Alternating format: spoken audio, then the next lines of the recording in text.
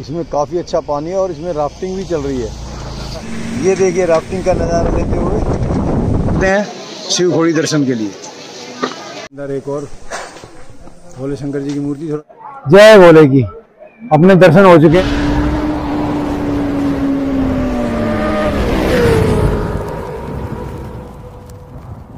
नमस्कार दोस्तों, स्वागत है आपका एक और नए ब्लॉग में और साथ साथ कटरा में। तो कल रात को अभी मैंने पिछले ब्लॉग में बताया, कल रात को मैं काफ़ी लेट हो गया था, तो लगभग 3 बजे थे आते आते। तो अभी यहाँ से निकलते हैं शिव खोड़ी के लिए। तो देखते हैं अभी शिव खोड़ी का रास्ता सर्च मारते हैं कहाँ से है। तो आज आपको कराएंगे शिव खोड़ी के दर्शन और फिर उसके बाद निकलेंगे दिल्ली के लिए। तो चलते हैं दोस्तों एक और नए सफ़र के लिए।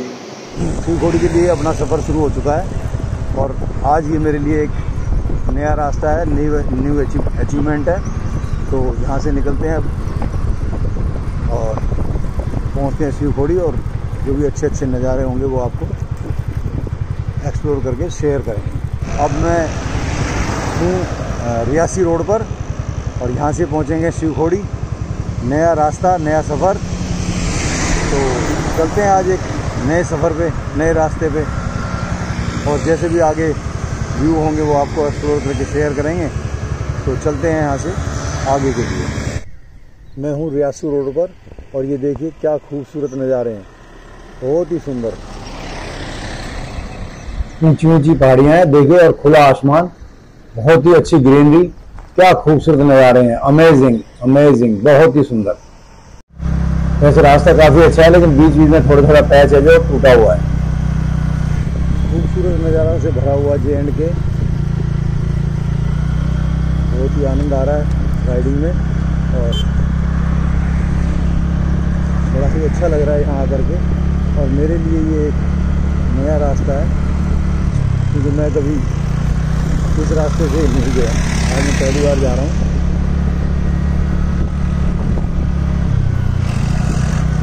कटरा से चल के मैं पहुँच चुका हूँ रियासी। यहाँ पे एक जगह है और ये आप मेरे पीछे देख सकते हैं नदी।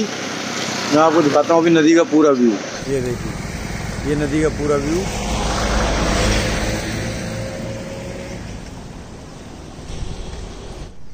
अब मैं आपको दिखा रहा हूँ दूसरी तरफ से। ये देखिए, ये एक और रिवर मैं देख रहा हूँ और इसमें काफ़ी अच्छा पानी है और इसमें राफ्टिंग भी चल रही है। क्या खूबसूरत नज़ारा है, बहुत ही सुंदर।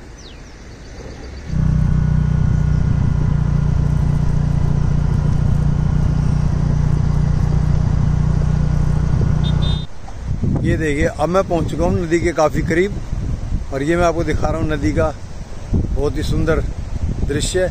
और सामने ये आपको बोट नज़र आ रही होंगी। यहाँ होती है रिवर राफ्टिंग और काफ़ी अच्छे नज़ारे हैं यहाँ के, आप देख सकते हैं। और ये दूसरी तरफ से भी मैं आपको दिखा रहा हूँ, सामने पहाड़ी का भी व्यू। मैं इस वक्त हूँ नदी के ब्रिज पर और मैं आपको ब्रिज से दिखा रहा हूँ। ये देखिए आप राफ्टिंग का नज़ारा कितना खूबसूरत है। और मैं आपको बता दूं, जब आप ऋषिकेश में राफ्टिंग करते हैं तो वहाँ थोड़ा खतरा ज़्यादा रहता है, लेकिन यहाँ ऐसा नहीं है। आप बीच में कोई चट्टान वगैरह नज़र नहीं आ रही है, यहाँ आप आसानी से राफ्टिंग कर सकते हैं। एक चढ़ाई का रास्ता है, नींद बहुत आ रही है। मैं 3 से 4 बार मुँह धो चुका हूँ और 5-7 किलोमीटर चलता हूँ फिर आंखें लग जाती हैं क्योंकि कल रात को मैं सो नहीं पाया था।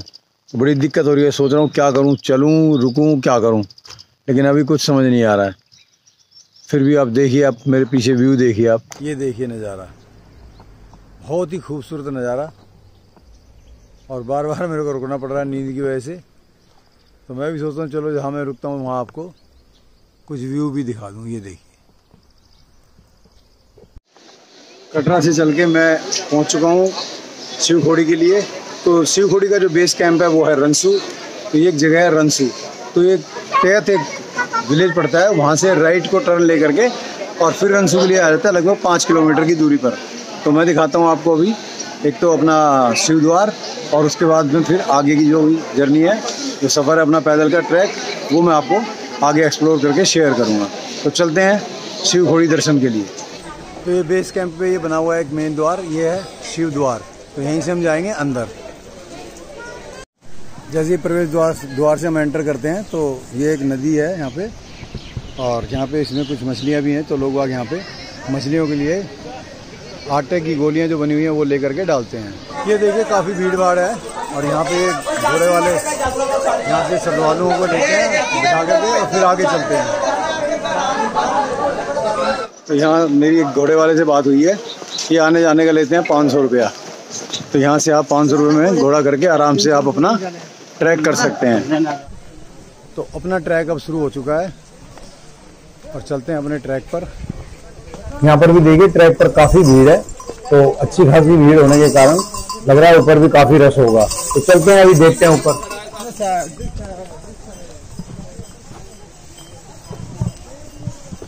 जो मैंने आपको अभी प्रवेश द्वार दिखाया था, तो वही प्रवेश द्वार के नीचे सिक्योरिटी चेक है और साथ साथ वहीं पर रजिस्ट्रेशन भी होता है। तो सबसे पहले आप रनसू में आए तो रजिस्ट्रेशन कराएं शिवखोड़ी जाने के लिए, और रजिस्ट्रेशन कराने के बाद फिर आपका वहाँ पे सिक्योरिटी चेक होगा, उसके बाद आपको आगे जाने की परमिशन दी जाएगी। तो अभी ट्रैक अपना शुरू हो चुका है, और मैं करीब 9:45 बजे कटरा से चला था, तो मुझे पता नहीं था रास्ते का, तो उस वजह से मैं थोड़ा लेट हो गया। तो अभी मैं यहाँ पे पहुँचा और मैंने अपना ट्रैक स्टार्ट कर दिया है। अगर आप भी कभी आएँ तो ध्यान रहे, एक तैत गांव जो पड़ता है वहाँ से राइट को एक रास्ता जाता है, लगभग यू टर्न टाइप के उसमें, तो आप वहाँ से यू टर्न लेके रनसू आ सकते हैं, करीब 5 से 6 किलोमीटर के आसपास। और रनसू पे फिर ये प्रवेश द्वार है शिवखोड़ी का, और वहाँ से आप अपना ट्रैक स्टार्ट कर सकते हैं। अब आपकी मर्ज़ी है, आप पालकी लें या घोड़ा लें, तो आप आसानी से अपना ट्रैक ये कर सकते हैं। ये लगभग 3.5 किलोमीटर का ट्रैक है। हालांकि मैं अभी माता वैष्णो देवी का ट्रैक भी पैदल ही किया मैंने, आना और जाना दोनों, और ऊपर भैरव का भी। तो और मैं ढंग से रात को सो भी नहीं पाया था, फिर भी मैंने ये फैसला किया है कि मैं ये ट्रैक पैदल ही करूँगा। सबसे बड़ी बात यह है कि पैदल ट्रैक करने से जो भी यहाँ पे व्यू हैं वो आपको दिखाने में आसानी रहेगी। तो मेरी यही कोशिश रहती है कि मैं आपको ज़्यादा से ज़्यादा व्यू एक्सप्लोर करके शेयर करूं। तो इसीलिए मैंने ये फैसला लिया कि मैं पैदल ही ट्रैक करूंगा। तो आप देख सकते हैं श्रद्धालु कुछ जा रहे हैं पैदल, कुछ आ रहे हैं घोड़े से। श्रद्धालुओं की सुविधाओं को ध्यान में रखते हुए यहाँ पे ये देखिए क्लॉक रूम भी अभी अंडर कंस्ट्रक्शन है, तो ये बनने लग रहा है। ये देखिए क्या खूबसूरत नदी है, हालांकि पानी इसमें अभी कम है। अब मैं आपको दिखाता हूँ बहुत ही सुंदर व्यू। ये देखिए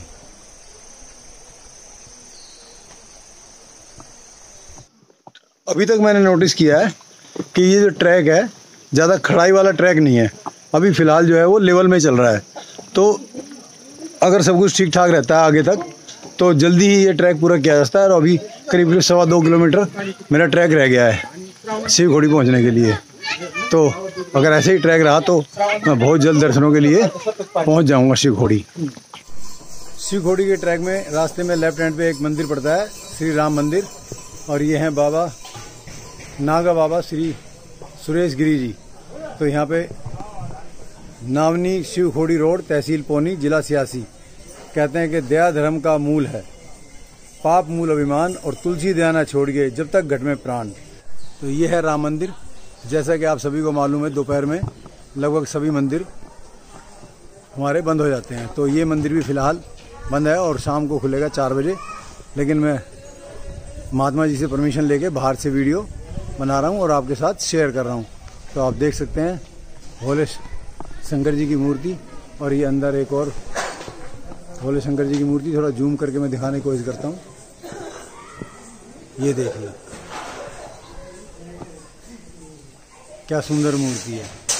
दोपहर का समय है और धूप है बहुत तेज, गर्मी फुल हो रही है और पूरा बॉडी जो है इस वक्त पसीने में नहाया हुआ है। वैसे तो श्राइन बोर्ड ने श्रद्धालुओं को ध्यान में रखते हुए कहीं कहीं शेल्टर भी बनाए हुए हैं, लेकिन वो शेल्टर ना के बराबर हैं,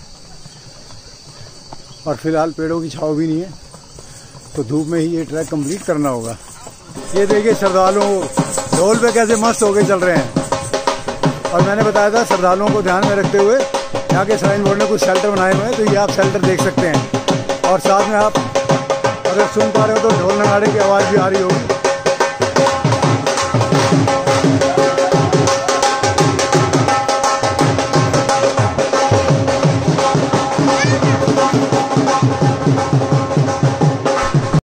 गर्मी बहुत ज़्यादा है तो मैंने सोचा नींबू पानी ले लेते हैं, डिहाइड्रेशन को भी कम करेगा और आगे खतरा भी नहीं रहेगा हाइड्रेशन का।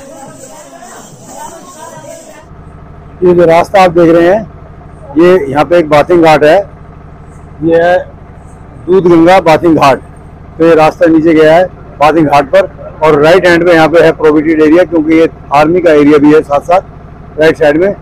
तो यहाँ से आप जो है स्नान लेकर के फिर दर्शन के लिए शिवखोड़ी मंदिर जा सकते हैं। तो मंदिर से अनाउंसमेंट हो रहा है कि श्राइन बोर्ड के ऊपर कोई दुकान नहीं है, इसलिए आप प्रसाद अपना नीचे से लेके आएँ। तो हम भी यहाँ से लेते हैं प्रसाद। ये मेरे पीछे देख सकते हैं आप, प्रसाद की दुकान है। तो यहाँ से लेके फिर चलेंगे मंदिर के लिए दिल्ली से जी। तो ये हम ले रहे हैं प्रसाद अभी, ये दे रहे हैं बेलपत्र 3 पत्ती वाला प्रसाद मैंने ले लिया है। अभी चलते हैं ऊपर और बता रहे हैं कि वहाँ लड्डू का प्रसाद भी मिलता है, तो वो भी ऊपर जाके लेंगे और फिर करेंगे दर्शन। तो चलते हैं ऊपर फिलहाल मंदिर के लिए। ये श्राइन बोर्ड की ओर से 2 बंदे यहाँ पे बैठे हुए हैं जो खच्चर के लिए प्रीपेड की रसीद काट के देते हैं। तो यहाँ से आप वो भी ले सकते हैं। हालांकि मैंने उनसे बात की थी तो उन्होंने वहाँ पे मुझे वीडियो बनाने के लिए मना कर दिया, बोले जी नहीं वो श्राइन बोर्ड उसमें ऐतराज़ करता है। तो इसलिए मैंने वहाँ पे नहीं बनाई, थोड़ा दूर आके मैं ये वीडियो शूट कर रहा हूँ। ट्रैक अपना कंप्लीट हो चुका है और यहाँ से कुछ सीढ़ियाँ हैं। तो यहाँ से कुछ सीढ़ियाँ हैं, चढ़ के मंदिर पहुँचेंगे। और वैसे स्लोप वाला रास्ता भी है ये ट्रैक वाला, तो यहाँ से भी आप जा सकते हैं। और अगर आप में सामर्थ्य है तो आप सीढ़ियों से भी मंदिर जा सकते हैं। तो मैं चलता हूँ सीढ़ियों से।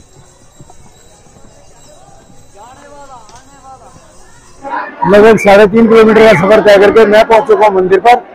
और फिलहाल मैं पहले करूंगा दर्शन, और यहाँ से आगे मोबाइल वगैरह कैमरा वगैरह ले जाने की इजाज़त नहीं है, तो मैं लॉकर रूम में जमा करके और फिर चलता हूँ मंदिर पे। और मिलता हूँ मैं आपको मंदिर से दर्शन करने के बाद। जय भोले की। अपने दर्शन हो चुके हैं वो मस्त वाले, और मैं अब आपको दर्शन करा रहा हूँ। अंदर चूंकि कैमरा और फोन अलाउड नहीं है इसलिए मैं आपको दर्शन नहीं करा सका। ये आप देखिए आपके सामने ये गुफा नजर आ रही है, तो आप भी दर्शन कर लीजिए और उसके बाद फिर बात करते हैं पहले शिवखोड़ी की। दोस्तों पहले बात करते हैं शिवखोड़ी की। तो शिवखोड़ी का ये है कि भगवान शिव अपनी जान बचाने के लिए जब भाग रहे थे और पीछे था भस्मासुर, तो भगवान शिव ने यहाँ पे त्रिशूल मार करके ये गुफा बनाई थी। आज मैं ये कहना चाहूँगा कि भले ही उस टाइम पे भगवान शिव ने ये मजबूरी में गुफा बनाई थी, लेकिन मैं अपने दर्शकों से ये कहना चाहूँगा कि एक बार आप शिवखोड़ी जरूर आइए, आपको पता लगेगा कि आप कहीं आए हैं। बहुत ही अलौकिक गुफा है ये, और इतनी शानदार गुफा है कि पूछो मत। जैसे ही आप अंदर एंटर करेंगे तो काफ़ी बड़ी गुफा है, और उसके बाद में जब आप दर्शन करने के लिए अंदर जाएंगे तो वो गुफा थोड़ी छोटी हो जाएगी। तो छोटी होने के बाद में फिर आप बैठ के अंदर जाएंगे, और अंदर जाने के बाद धीरे धीरे आप जाएंगे रेंगते हुए। चाहे मोटा आदमी हो या पतला हो, आदमी आराम से वहां से निकल जाता है। और अंदर जो है काफी ठंडक है और इतनी शांति वहां पे मिलती है पूछो मत। अंदर जाने के बाद वहां पे पंडित जी अपना वो बताते हैं वहां के उसकी जानकारी के बारे में। तो मैं अपने आप को दुर्भाग्यशाली समझूंगा कि भगवान शिव शंकर जी ने मुझे यहाँ तक बुलाने में बड़ी देर कर दी। 64 साल गुजर गए, आज मुझे यहाँ आने का मौका मिला तो मुझे पता लगा यहाँ कितनी शांति है। आज दिल खुश हो गया यहाँ आकर के। तो इसके बारे में 2 कथाएं प्रचलित हैं ज्यादातर। एक तो ये है कि जब भगवान शिव से भस्मासुर ने वरदान मांगा तो भगवान विष्णु जो है उनके पास गए ब्राह्मण का रूप धर के, और भस्मासुर से कहा कि भगवान शिव ने जो आपको ये वरदान दिया है तो कम से कम आप इसको एक बार आजमा के तो देखो। तो कहते हैं भस्मासुर ने वो अपने सर पे अपना हाथ रखा और वो भस्म हो गए, इसलिए वो भस्मासुर हो गए। एक तो कहानी है। दूसरी जो कहानी है वो बड़ी दिलचस्प है। जो ये भस्मासुर है इसका जो बचपन का नाम था या जो मेन नाम था वो था इसका वृकासुर, और ये एक राक्षस था और ये शकुनी का पुत्र था। ये महाभारत वाला शकुनी नहीं है, ये अलग शकुनी है, और ये महाभारत से पहले शकुनी हुआ है। तो उसने अपने जो वृकासुर है ये हिमालय पे गए, वहां इन्होंने भगवान भोले की बहुत एक तपस्या की। उन्होंने वहां जाके हिमालय पे यज्ञ कुंड बनाया और 6 दिन तक उन्होंने तपस्या की, लेकिन भगवान शिव प्रसन्न नहीं हुए। जब भगवान शिव प्रसन्न नहीं हुए तो उन्होंने क्या करा, अपने शरीर का मांस काट काट करके वो भगवान शिव को अर्पित करना स्टार्ट कर दिया। लेकिन भगवान शिव फिर भी प्रसन्न नहीं हुए। तो उन्होंने अपनी गर्दन काटने के लिए अपनी तलवार उठाई। तो जब उन्होंने तलवार उठाई तो भगवान शिव प्रसन्न हुए, भगवान शिव प्रकट हुए। भगवान शिव ने उनसे कहा कि मेरे लिए तुम अपनी गर्दन क्यों काट रहे हो, मैं तो खाली जल चढ़ाने से ही अब प्रसन्न हो जाता हूं, तो आपको इतना कष्ट उठाने की जरूरत नहीं है, मांगो क्या मांगना चाहते हो। तो भस्मासुर ने, मतलब वृकासुर ने उस टाइम पे भगवान शिव से कहा कि मुझे अमर होने का वरदान दो। भगवान शिव बोले कि अमर होने का वरदान तो मैं आपको नहीं दे सका। तो वृकासुर ने सोचा ऐसा वरदान मांगा जाए जो अमर भी हो जाऊं और भगवान शिव दे भी सके। तो उन्होंने ये कहा कि मुझे ऐसा वरदान दो कि मैं किसी के सर पे हाथ रखूं तो वो भस्म हो जाए। भगवान शिव ने सोचा नहीं और उनको वरदान दे दिया। उसके बाद जो है वो अपना वहां से चल दिए। अब जब वो आए तो उन्होंने सोचा क्यों ना इसका परीक्षण किया जाए। तो उन्होंने सबसे पहले पशु पे हाथ रखा और वो भस्म हो गया। अब उन्होंने कहा चलो पशु पे तो ये कारगर हो गया, अब आम आदमी को देखते हैं, आम मनुष्य को देखते हैं इसको करके। तो उन्होंने क्या करा, फिर एक आम आदमी को हाथ रखा, वो भी भस्म हो गया। अब उसके दिमाग में आया कि अभी तो देवताओं का राज है, तो अगर देवता भस्म नहीं है तो फिर फायदा क्या होगा इस वरदान लेने का। तो उन्होंने क्या किया कि भगवान शिव को ही भस्म करने का सोचा और उन्होंने सोचा माँ भगवती से मैं भगवान शिव को भस्म करके शादी कर लूंगा। और भगवान शिव उनकी नियति को समझ गए, तो उन्होंने क्या किया, वो वहां से भाग लिए। अब भगवान शिव आगे आगे थे और ये पीछे पीछे था वृकासुर। तो भगवान शिव जब यहाँ पे आए तो यहाँ पे आगे उन्होंने एक त्रिशूल मारा पहाड़ में और वो एक ये गुफा बनाई और उसमें वो अंदर अंतर ध्यान हो गए। तो वो ढूंढते रहा, नहीं मिले। उधर भगवान विष्णु जी को पता लगा इस बात का, तो उन्होंने मोहिनी रूप धारण किया और वो यहाँ पे आए। तो वृकासुर बाहर था, तो मोहिनी को देख के वो मंत्रमुग्ध हो गया और उन्होंने उनसे शादी का प्रस्ताव रखा। लेकिन मोहिनी ने कहा कि मैं शादी तो आपसे कर लूंगी, लेकिन आपको मेरी एक शर्त माननी होगी। तो वो शादी के उसमें लालच में था, तो उसने कहा ठीक है, जो भी आपकी शर्त होगी मैं उसको मान लूंगा। तो उस टाइम पे मोहिनी ने उनसे कहा कि आप जो है मेरे साथ नृत्य कीजिए और जैसे मैं नृत्य करूं आपको भी वैसे ही नृत्य करना होगा। तो वो शादी के लालच में आ गया और उन्होंने वैसे ही नृत्य करना स्टार्ट कर दिया। तो जब वो नृत्य स्टार्ट किया तो उन्होंने, मोहिनी ने उनको मंत्रमुग्ध करके धीरे धीरे करके उन्होंने अपने सर पे हाथ रखा। तो वृकासुर ने भी अपने सर पे हाथ रखा और वृकासुर भस्म हो गया। तब से उनका नाम पड़ा भस्मासुर। तो ये कहानी है शिवखोड़ी की और बहुत ही अलौकिक गुफा है। इसके अंदर दो रास्ते हैं, एक रास्ता जाता है अमरनाथ गुफा के लिए और दूसरा रास्ता कहाँ जाता है ये अभी तक किसी को नहीं पता। और कहते हैं जो यहाँ प्रसाद चढ़ा के दूसरी गुफा में जाने की कोशिश करता है वो आज तक कभी जिंदा नहीं आया। तो इसलिए वहां जाने की मनाही है, कोई वहां नहीं जाता है। तो आप इसके अंदर जब जाएंगे तो आपको भगवान रामचंद्र जी, माता सीता और लक्ष्मण जी, साथ में पांचों पांडव और जो भगवान शिव ने जो त्रिशूल मारा था उस त्रिशूल के निशान भी आपको छत में दिखाई देंगे। और बहुत कुछ है इसमें देखने के लिए। मैं एक बार फिर से कहूंगा कि भगवान शिव ने बुलाने में बहुत देर कर दी और मुझे यहाँ तक आते आते 64 साल लगे। तो मैं अपने आप को दुर्भाग्यशाली समझता हूँ कि मुझे इतना टाइम क्यों लगा। तो मैं अपने दर्शकों से एक बार फिर कहूंगा कि आप शिवखोड़ी आइए और दर्शन कीजिए।